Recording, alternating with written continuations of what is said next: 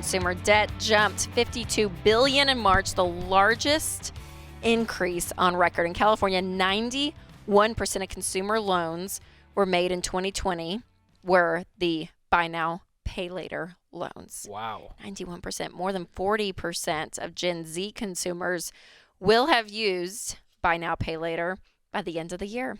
It's the highest of any age group. And now those debts are going bad. So it is an interesting thing that is happening in the world of the buy now, pay later. Yeah. It's the afterpays.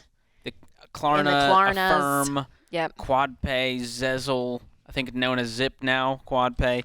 And we covered this on the Fine Print podcast that I did. You've covered it on your show. We were just ahead of the trends. And we were like, this is bad. Don't do buy now, pay later. Warning and now, people. Mainstream media is going, hey, maybe buy now, pay later isn't helping people. Wow. What a shock. But if you look at their marketing, I was reading another article. So this one's from nymag.com. Buy now, pay and pay and pay and pay later. Great headline. SFGate did another one on buy now, pay later. And the marketing, they interviewed some of the people at these companies, some of the top executives who were saying, oh, buy now, pay later, it's a budgeting tool. That's what it is. Oh, how funny. Yeah, we're not in the lending business. We're helping people with their budget, creating freedom. Because we can spread out their payments month after month after month. Well, we were just talking about before the show that because it's 4 payments and it's not 5, they can avoid regulation. That they can legally avoid regulation. The Truth in Lending Act. Whether it's the fees or the interest rates and stuff, they don't have to abide. They don't have to be transparent with the full cost of the loan because they don't have to do that until it's 5 payments. So they get around it by making it just 4. Just 4 payments. But it is debt, people. Wow. It is debt. Yeah, and this is exploding, especially with influencers on Instagram and TikTok. We're seeing influencers push this because guess what? They're getting a kickback from you using buy now, pay later. The retailers are making money. You know, they're making 45% more on the average store order because if they have buy now, pay later. Because it's incredible what it does just to your mental state when you are buying online, and that comes up and it says, well, instead of $100 for this order, you can just pay $25. You're like, oh, just $25. It'll free up money in your budget, That Rachel. feels so much better.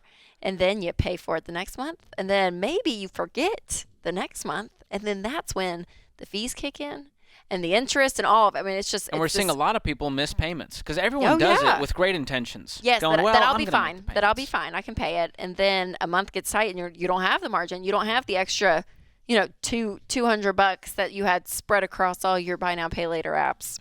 So it goes on to say, buy now, pay later seduced a generation with a great pitch. The firms position themselves as a financially responsible alternative to credit because, per Afterpay's former executive director, young people, quote, don't want to be on credit. If the first rule of marketing is give people what they want, a corollary is give them what they don't want. Just call it something else. So buy now, pay later, they're trying to act like, no, we're not like credit cards. We're like not even really debt. We're just trying to help you spread your payments out. That's all it is. But the truth is they're just as bad, if not more predatory, than any other lender, any other credit card company out there. That's out there because it is. It's debt. And if you've listened to the show for more than 2 minutes, you know this idea of becoming debt-free, having no debt, no payments, does something not only financially in your life and mathematically, but it does something spiritually for your mental health. You sleep better at night. You make different decisions in life. You maybe even can switch jobs. I mean, there's so much freedom and options and margin that comes with living below your means and getting out of debt.